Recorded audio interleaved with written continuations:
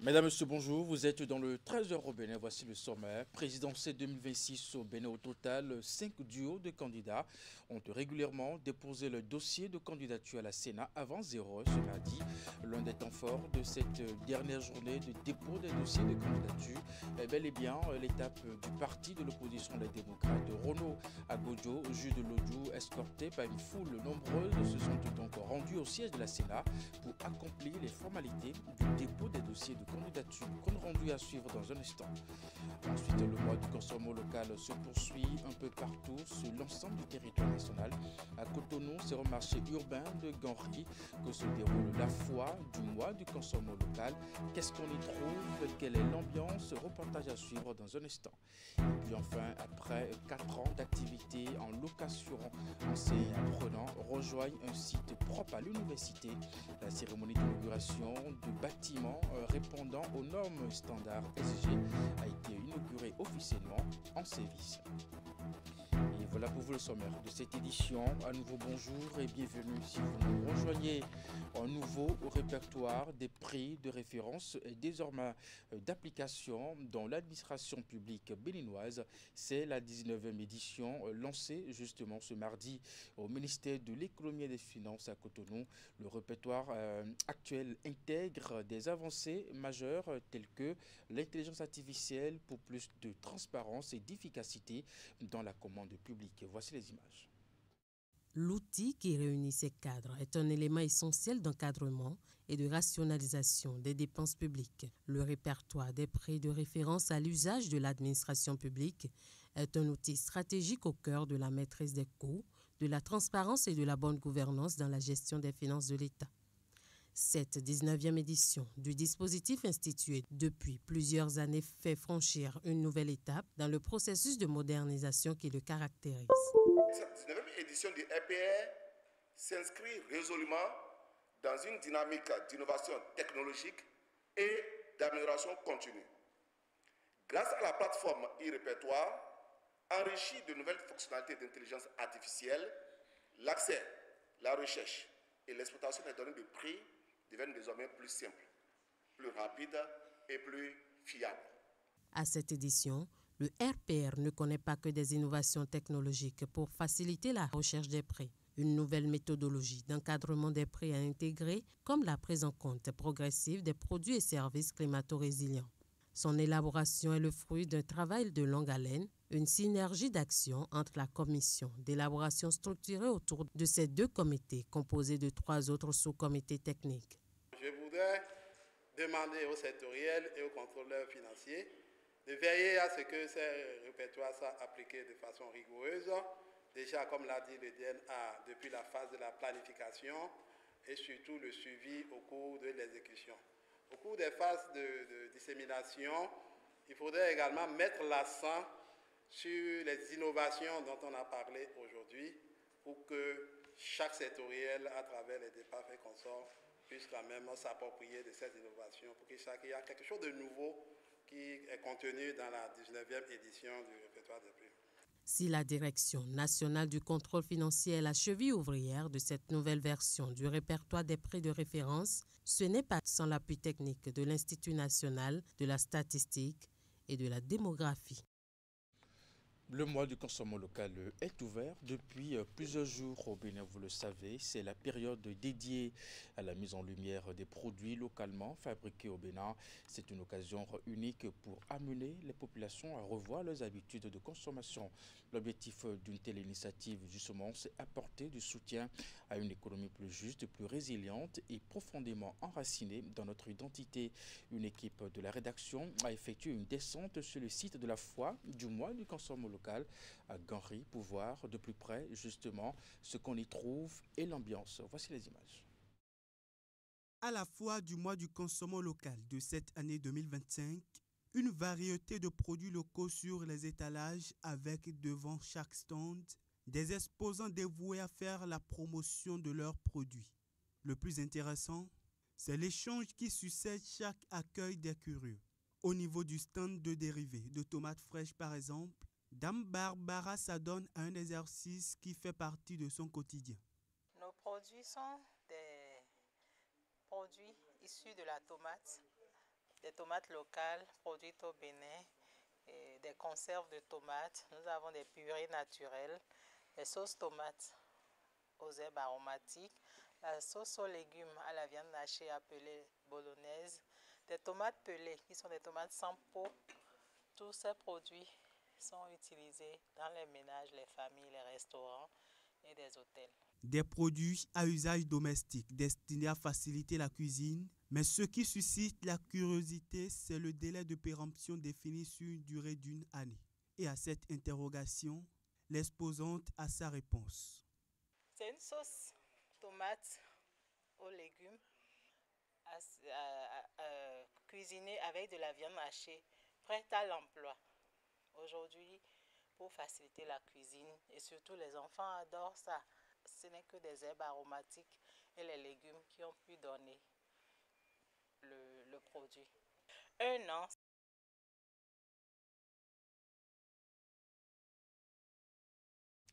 Et bien voilà, quelques difficultés avec ce reportage que vous allez retrouver dans nos prochaines éditions.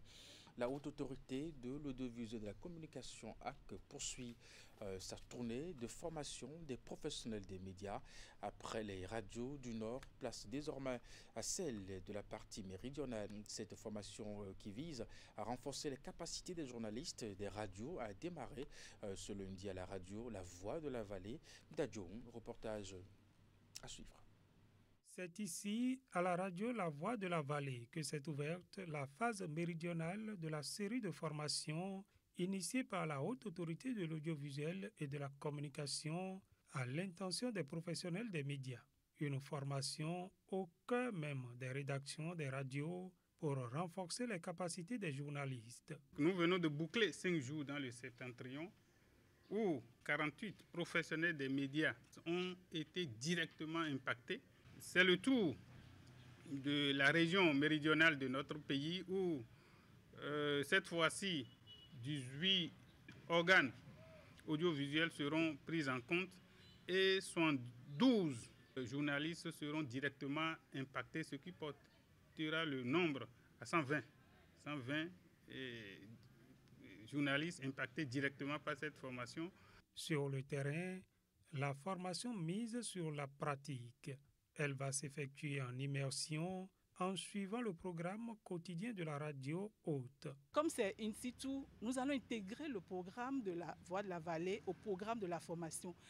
On travaille et à partir de 11h, on rentre dans la rédaction, on prépare l'édition avec l'équipe et on fait le débriefing avant de poursuivre la formation. Nous allons échanger sur plusieurs thématiques. Nous allons échanger sur le journalisme de solution parce qu'aujourd'hui, c'est important de savoir que le journaliste, ce n'est pas seulement là de critiquer. On peut faire des productions et apporter un plus et apporter des solutions à ce que nous dénonçons. Nous parlerons de ça. Nous parlerons aussi de la monétisation des productions parce qu'aujourd'hui, il ne faut pas produire pour produire. Il faut produire parce qu'il y a des charges auxquelles il faut faire face. Parce que ce n'est pas facile d'entendre je travaille, je ne suis pas payé, parce que le promoteur ne m'a pas payé. Mais qu'est-ce que vous faites pour aider le promoteur à faire face aux charges de la maison? Et donc, on va voir comment est-ce qu'on peut monétiser nos productions. Nous sommes jusqu'à Adjoum, très loin de la ville métropole Cotonou. Et c'est chez nous, on a choisi de faire le lancement de cette formation in situ, notamment pour ce qui concerne la partie méridionale de notre pays, le Bénin. Je crois quand même qu'on ne peut qu'être très heureux. Cette formation initiée par la HAC est prévue pour durer 3 jours.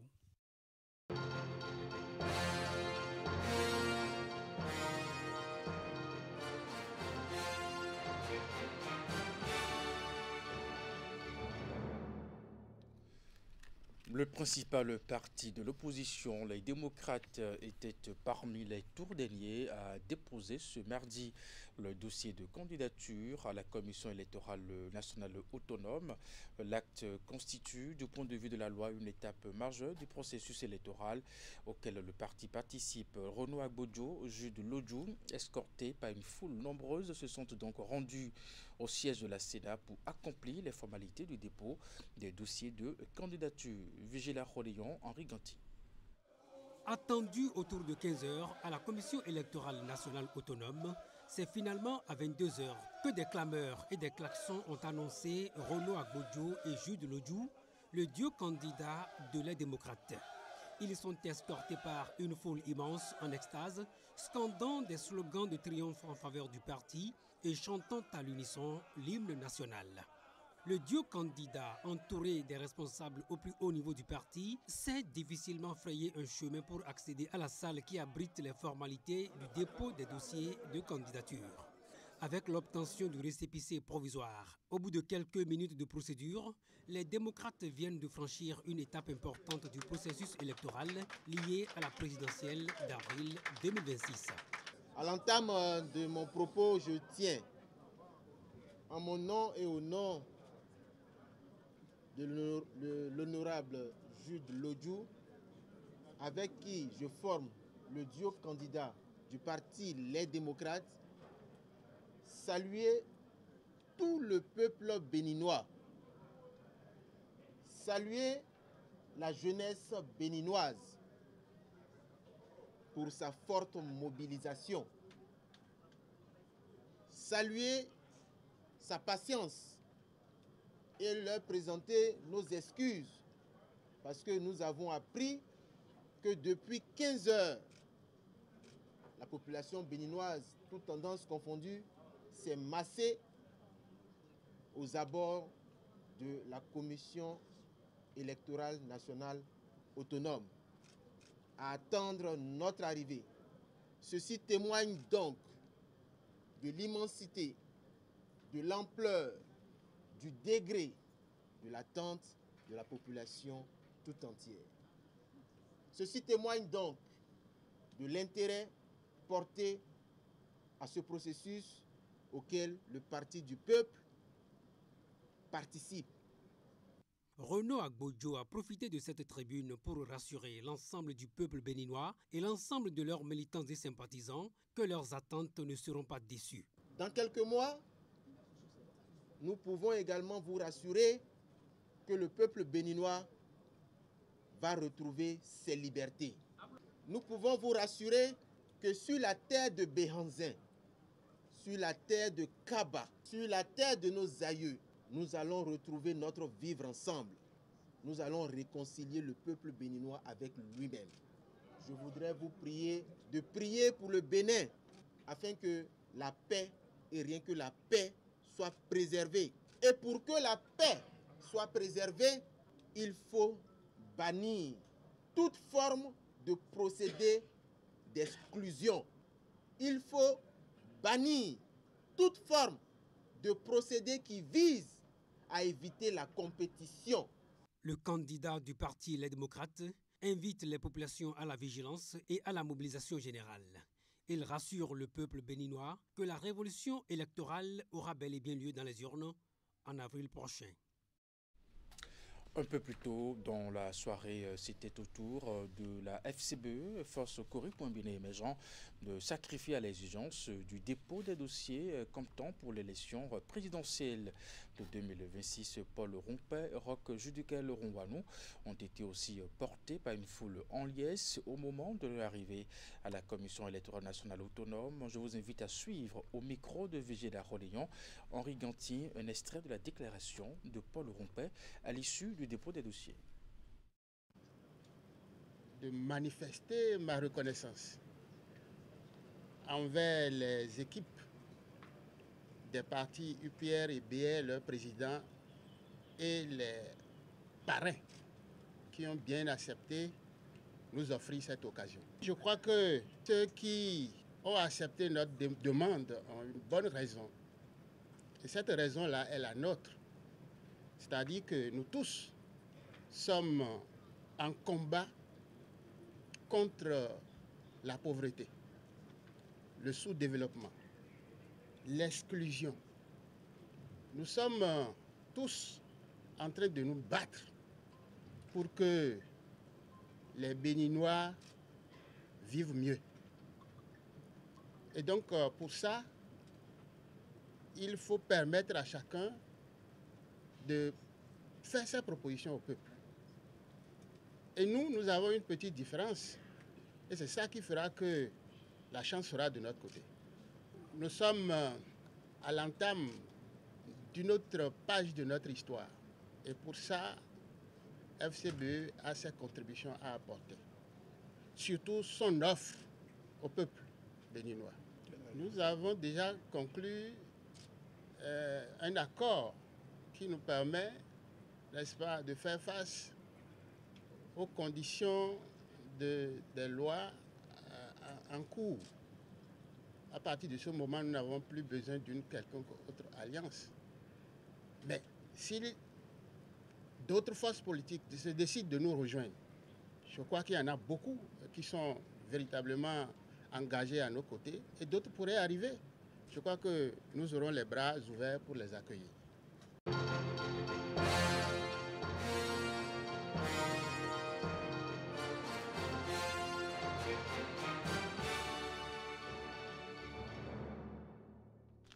Dans la suite de cette édition, le Centre de formation pour l'administration locale a procédé au lancement officiel de la rentrée, bien entendu, de la formation diplômante complémentaire de 2 promotions du cycle B. C'est une formation à l'endroit des ressources humaines de l'administration locale.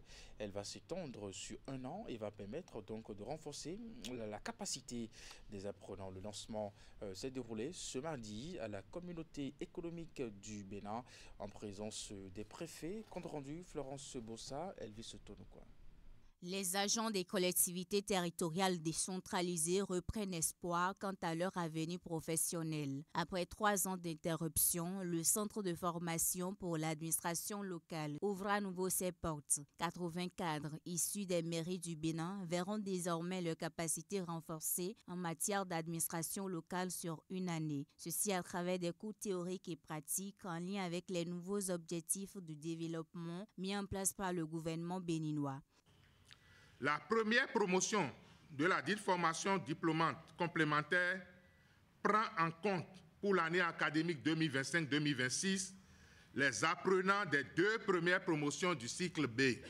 Le Centre de formation pour l'administration locale entend ainsi, à travers sa principale mission, qui est de contribuer à l'amélioration constante de la performance de l'administration locale par le renforcement des capacités des acteurs communaux, agents territoriaux, élus communaux, agents des services déconcentrés de l'État et des organisations de la société civile.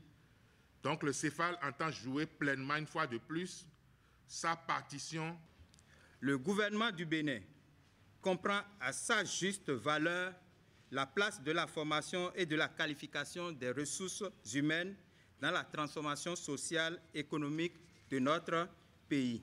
Cette initiative se veut un tremplin pour une administration locale inclusive, participative et surtout performante. Ces ressources humaines communales récipiendaires promettent de faire preuve de discipline et d'assiduité tout au long des 9 mois de formation.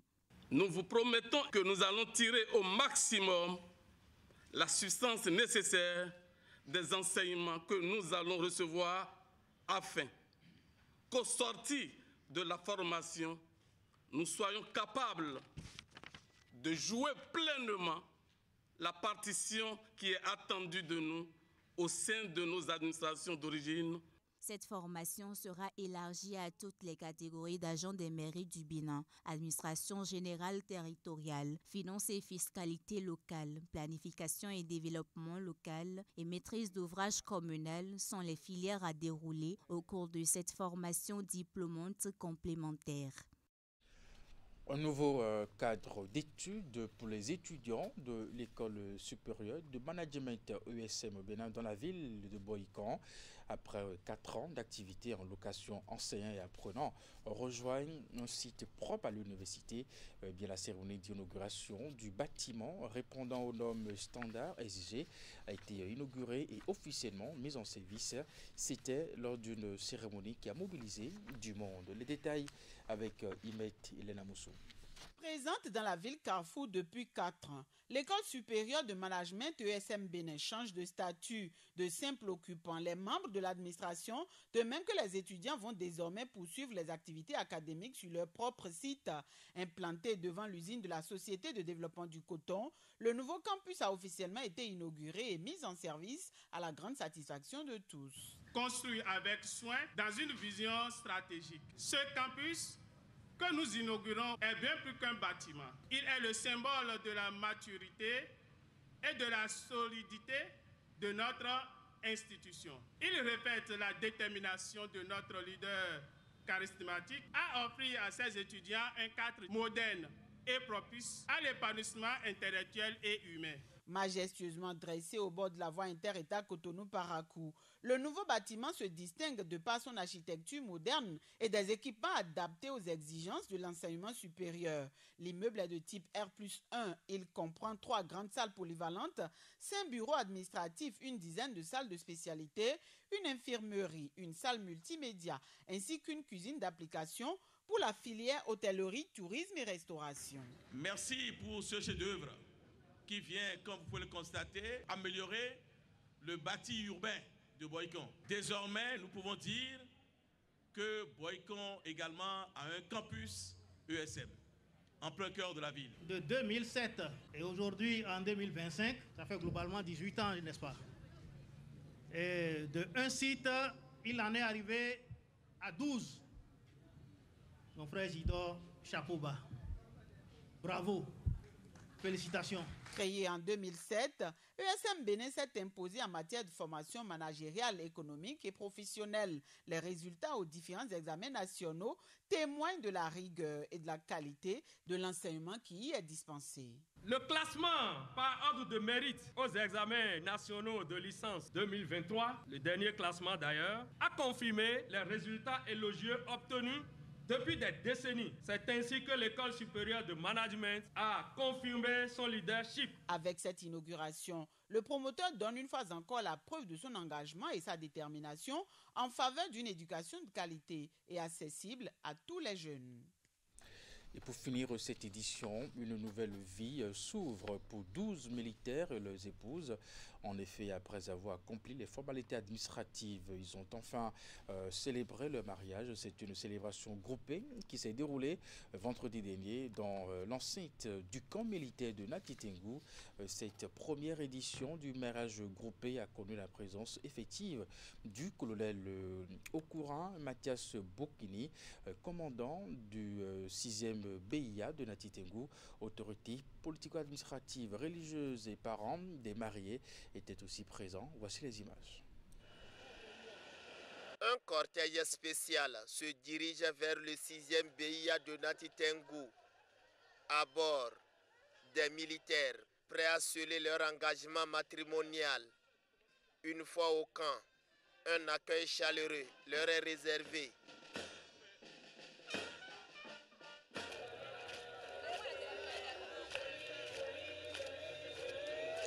Passage entre leurs frères d'armes alignés au cordeau pour la circonstance, puis la cérémonie prend un caractère solennel.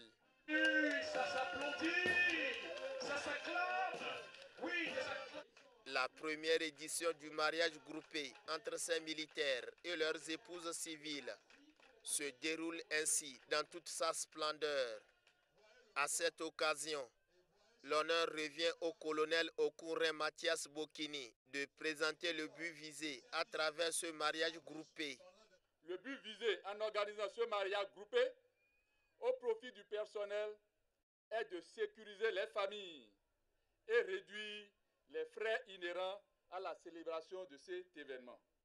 Aujourd'hui, notre bataillon ne se lève pas que une victoire, mais une victoire du cœur, celle de l'unité, de la fidélité et de l'amour de 12 couples. La cérémonie, qui suit un protocole prédéfini, est dirigée de main de maître par le maire de Natitengu.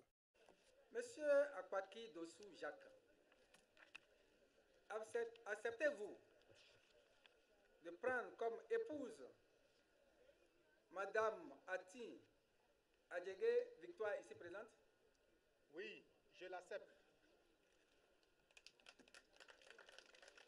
Cette initiative, qui favorise également le brassage entre la population et les forces de défense et de sécurité, a impressionné autorités politico-administratives et guides des différentes confessions religieuses. Je vais vous inviter, après cet événement, à cultiver davantage l'amour au sein de vos couples. Cultiver la tolérance réciproque, la compréhension mutuelle. Nous voulons ce soir implorer la miséricorde de Dieu sur ces couples, afin que l'amour règne dans ces couples, afin que la réconciliation règne dans ces couples, afin que le pardon mutuel règne dans ces couples, que tout ce qui est esprit de division s'éloigne de ces couples. Qu'Allah vous bénisse tous.